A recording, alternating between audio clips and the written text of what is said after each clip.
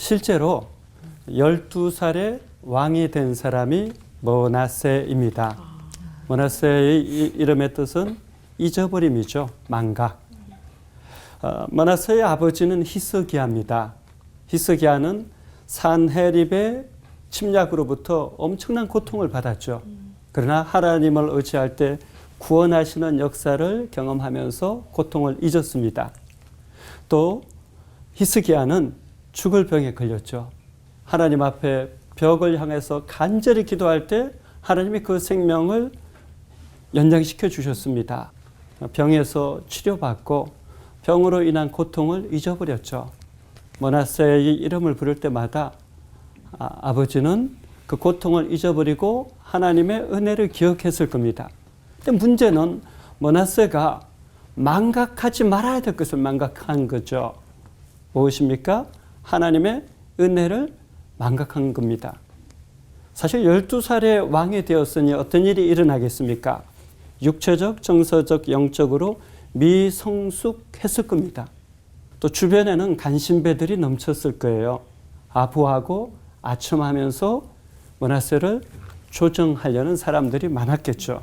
그래서 여러 국정농단, 좌지우지하려는 여러 우상 숭배자들에 의해서 므낫세는 휘둘렸을 겁니다. 그 결과 어떤 일이 일어납니까? 최고의 우상 숭배자가 되죠. 온갖 잡다한 우상을 성전 안에 들여놓고 잡다한 신을 섬겼습니다. 그래서 어떠한 일이 일어납니까? 하나님께서 이 므낫세에게 고난을 허락하십니다. 아수르의 침략에 의해서 므낫세는 사로잡힙니다. 그야말로 코에는 코에 갈창을 끼우고 목에도 쇠고랑을 차고 손과 발은 쇠고랑을 차고 아주 오랜 시간을 바벨론으로 끌려가게 되죠. 어떤 일이 일어납니까? 므낫세는 그때서야 정신을 차리기 시작합니다. 자기 자신이 하나님 앞에 너무나 엄청난 죄를 지었다라는 것을 알죠. 자신이 쇠사슬로 끌려가는 그 시간 동안 얼마나 수치스러웠을까요? 또한 멸시와 천대 가운데 마음이 가난해졌을까요? 그런데 바로 그 시간에 하나님이 일하시는 시간, 하나님을 만나는 시간이었습니다. 그제서야 므낫세는 하나님 앞에 마음이 완악했음을 깨닫고 겸손해집니다. 하나님 앞에 겸비한 태도를 회복합니다. 그리고 나서 다시 하나님 앞에 기도와 간구로 나아가기 시작하죠. 하나님은 그때 바로 이 므낫세에게 진노 중에라도 은혜와 긍휼을 멈추지 않으십니다. 그래서 므낫세는 다시 예루살렘으로 돌아옵니다. 다시 왕위에 앉게 됩니다. 그 이후에 어떤 일이 일어납니까? 므낫세는 자신이 세웠던 그 우상을 철거하기 시작합니다. 쓰레기 소각장에 다 갖다 버리고 불태우기 시작합니다. 그리고 하나님 앞에 기도와 간구로 나아갈 때 하나님은 므낫세의 기도를 다시 들으십니다. 므낫세의 간구를 다시 들으십니다. 므낫세에게 다시 한번 은혜를 허락해 주십니다. 사랑하는 여러분, 오늘 우리 시대를 깊이 돌아보십시오. 어쩌면 오늘 우리 시대 너무나 많은 외적인, 내적인 우상으로 가득 찬 시대를 살아가고 있지 않습니까? 사실 하나님께서는 므낫세를 통해서 우리 자신을 보게 하는 겁니다. 우리가 하나님 앞에 어떻게 서 있는가를 보게 하는 것이죠. 우리는 므낫세를 통해서 기억해야 할 것이 있습니다. 그것은 무엇입니까? 우리가 지금 하나님 앞에 겸손하게 겸비해야 한다는 것입니다.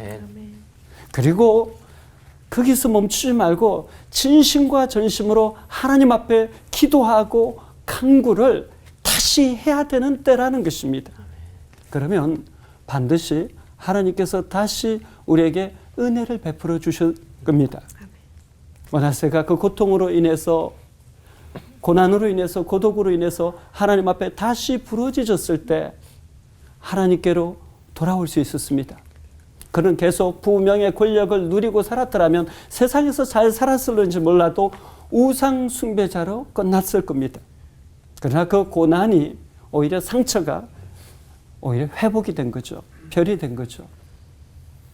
오늘 우리는 므낫세를 통해서 다시 한번 우리 자신을 볼 수 있기를 소원합니다. 그리고 우리 안에도 혹시라도 어긋나고 그릇된 길에 서 있다라면 다시 하나님 앞에 나아가고 다시 은혜를 회복할 수 있기를 축원합니다. 기도하겠습니다. 하나님 아버지, 우리 내면에 우리 삶에 있는 우상을 제하며 전심으로 하나님께 돌이키게 하여 주옵소서. 또한 그와 같이 하나님께 돌이킬 때 진노 중에라도 긍휼을 베풀어 주시고 다시 은혜로 갚기시옵소서. 예수님의 이름으로 기도하옵나이다. 아멘.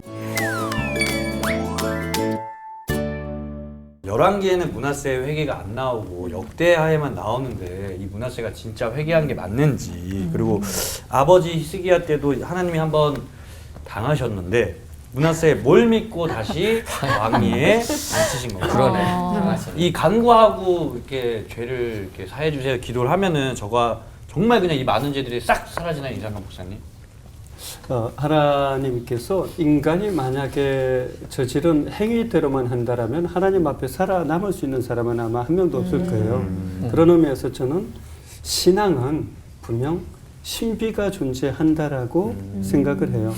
사람들은 몰라도 하나님은 속속들이 아시잖아요. 그것을 정말 하나님이 그 행위대로 심판하신다라면 버틸 사람이 누가 있을까 싶고요. 회개에 대해서는 깊이 오늘 우리 자신도 고민할 필요가 있다고 생각해요. 왜냐하면 정말 회개라면 그 과정 속에서 성찰이 일어나고 변화가 일어나죠. 그러니까 므낫세는 그 고난과 고독과 고통의 시간들을 통해서 분명 그 이후에 보면 우상들을 철폐하고 바알 신상을 전부 철폐하고 그런 변화가 분명 나타나는 걸로 봐서는 말년에 회개했다라고 저는 보여지고요. 사실 아무리 어려운 시대에도 독재자는 잘 먹고 잘 살아요. 그래서 저는 므낫세는 어릴 때부터 단맛을 봤다라고 생각해요. 그러나 그런 사람이 힘든 시대일수록 극소수죠. 그걸 기억할 필요가 있고요. 두 번째, 진짜 회개라면 세상적 관점이 아니라 하나님의 관점으로 보는 시야가 생기죠. 제가 얼마 전이에요. 이렇게 어떤 분이 옷을 입고 있는데 이 가디건에다 여러 개의 줄이 있더라고요. 저분은 왜 저렇게 추리닝 같은 가디건을 입고 있을까 궁금해가지고 이제 우리 다른 사역자들에게 그게 도대체 얼마쯤 하냐 뭐냐 했더니 목사님 그건 추리닝이 아니라 명품인데 그 가디건 200에서 300만 원 합니다. 이러더라고요. 그래서 나는 명품 보는 눈도 없구나. 명품도 못 입고 살지만 명품 보는 눈도 없구나. 그래서 제가 이제 우리 전도사님들께 얘기했어요. 우리는 예수로 옷 입으면 된다. 그러면 명품 인생은 될 수 있다. 우리가 명품을 추구하고 명품 입으려고 하지 말고 그냥 예수로 계속 옷 입는 명품 인생을 좀 추구하자. 저는 그것이 세상적 관점이 아니라 하나님의 관점에서 우리 자신을 보고 시대를 볼 때 일어난다라고 생각해요. 사실은 많은 경우에 있어서 하나님 하지만 많은 경우에 있어서는 지나치게 세상적이고 세속적이지 않나요? 정말 우리가 하나님의 관점으로 세상을 바라본다라면 오늘 사회가 이렇게 돌아가고 있을까? 저는 오히려 오늘 사회의 혼란, 혼돈, 혼잡함은 오히려 교회가 인간이 만든 신, 진짜 하나님이 아니라 자신들의 욕구, 욕망, 욕구가 만든 신을 추구하기 때문에 오늘 이런 모습이 있지 않나 하는 좀 심각한 고민을 할 때가 많이 있습니다. 그리고 진짜 회개라면 결국 어떨까요? 저는 므낫세가 그래도 회개했다라고 말년에 보는 것이 겸손하고 겸비하여 하나님 앞에 다시 진심과 전심으로 기도하고 간구하잖아요. 예, 저는 그것이 중요하다고 생각해요. 우리 안에 진짜 회개가 일어나면 하나님 앞에 겸손할 수밖에 없는 거죠. 우리가 내세울 게 뭐가 있겠습니까? 그리고 이제 하나님 앞에 진짜 겸비하게 되면 하나님을 의지할 수밖에 없는 거예요. 하나님을 의지한다라는 표식이 기도와 간구죠. 그 기도와 간구 속에서 머물지 않고 므낫세는 결국 우상 철폐하는 작업까지 쭉 진행하는 걸로 이어지잖아요. 저도 오늘 우리의 삶의 자리에도 그런 회개를 통한 회복을 경험했으면 좋겠다. 그리고 정말 소망 없다라고 생각될지라도 하나님께는 소망이 있습니다. 아멘. 그래서 어떤 경우에든 끝까지 포기하지 말고 하나님께 구했으면 좋겠고요. 끝으로 한 말씀만 더 드리자면 히스기야 또 어머니는 헵시바인데 나의 기쁨이 그녀에게 있다. 므낫세의 어머니는요. 세상에서 제일 어려운 게 자식 농사입니다. 그런데 결국 므낫세도 말년이지만 회복의 기회를 누리잖아요. 우리 자녀와 자손들 보고 안타까운 분들이 많으실 텐데 포기하지 말고 끝까지 기도하셨으면 좋겠어요. 때가 차면 저는 하나님께서 일하시리라 이렇게 기대해 봅니다.